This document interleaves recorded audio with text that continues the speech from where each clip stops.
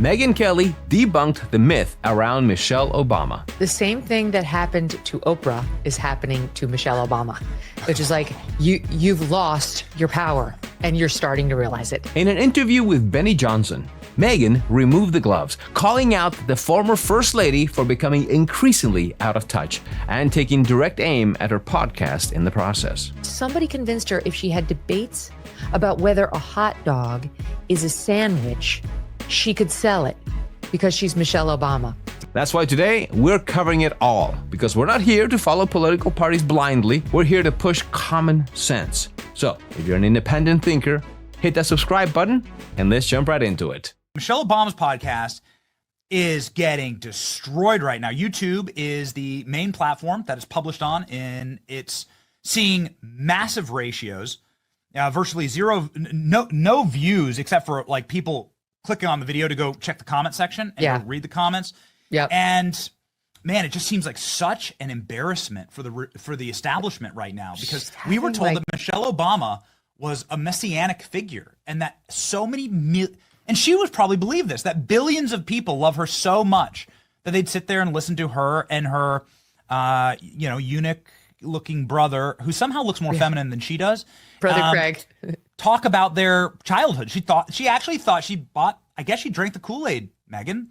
Yes. She thought that everyone was going to subscribe. So this interview is a couple of months old, but the point still stands. By the time of the recording of this video, the YouTube channel stands at around 270,000 subscribers, and none of the episodes have crossed the 1 million view mark. Now, I get that it's only been 3 months since the launch, but we're talking about the former First Lady of one of the most beloved presidents on the left. You'd expect numbers to be through the roof.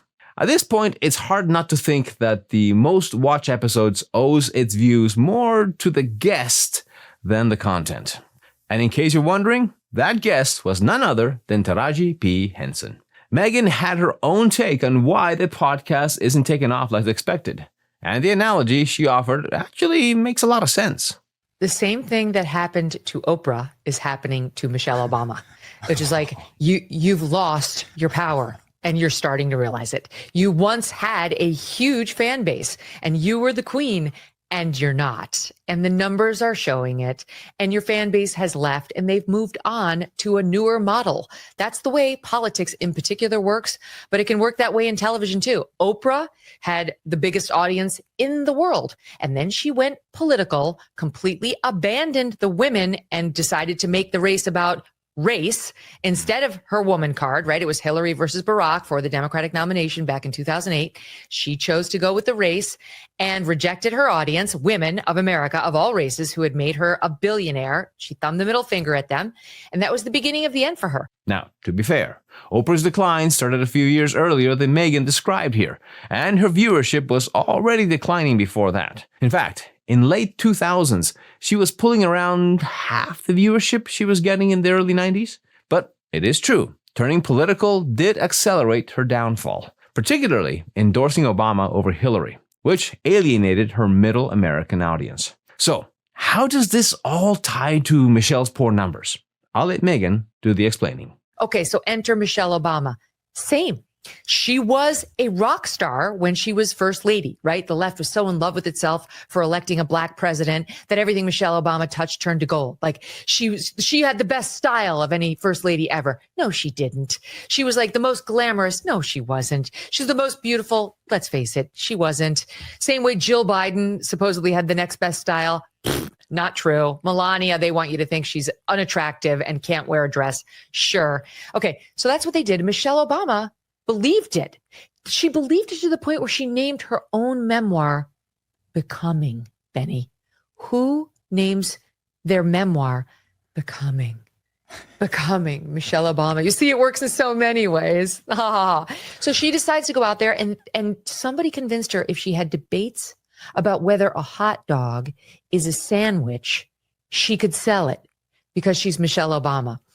No, they've moved on. Now, I know style is subjective, so I won't get into that. But Megyn makes a solid point about Michelle's belief that everything she does is automatically highly impactful. A clear example is her podcast, where one of the recurring themes is how difficult it is to be married to a president. Well, that might be worth exploring once or twice. Turning it into a constant talking point feels overdone. Michelle's faced plenty of backlash over it already, and it raises a bigger question. Is she leaning too hard on her past role? At times, it comes off less like genuine storytelling and more like clinging to relevance through her husband's legacy. Benny expanded on this point and laid it out with a level of clarity that tied everything together perfectly. The internet is something that proves who's real and who's astroturfed. And there's no better example of this than Michelle Obama's launch of her podcast. Now, YouTube is a tough space. YouTube is a tough block, man. It's kill or be killed on YouTube. Yes. There's no faking it. And you either grind and you have talent and the audience pays you, the audience pays you back for it by subscribing and like watching and listening. You create something of a value. Exactly. It's one thing to be constantly praised by mainstream media, constantly put on a pedestal, and always presented through a carefully polished lens. It's a whole different story when you step into the raw, unfiltered world of podcasting, where there's no PR machine editing every word and no headlines crafted to flatter you. We saw it with Meghan Markle's podcast, and now we're seeing it again with Michelle Obama. Now, that's not to say everything they produce lacks value, but if we're being honest, there's a visible disconnect.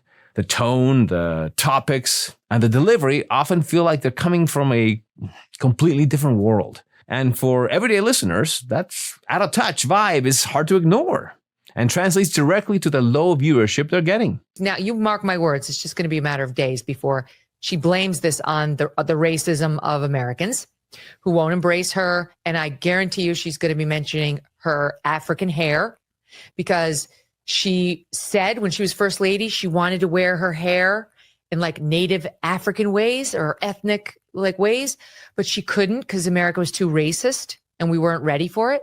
So now she goes out with like 40 bumps. She looks like she's got tumors coming out of her skull and she looks absurd.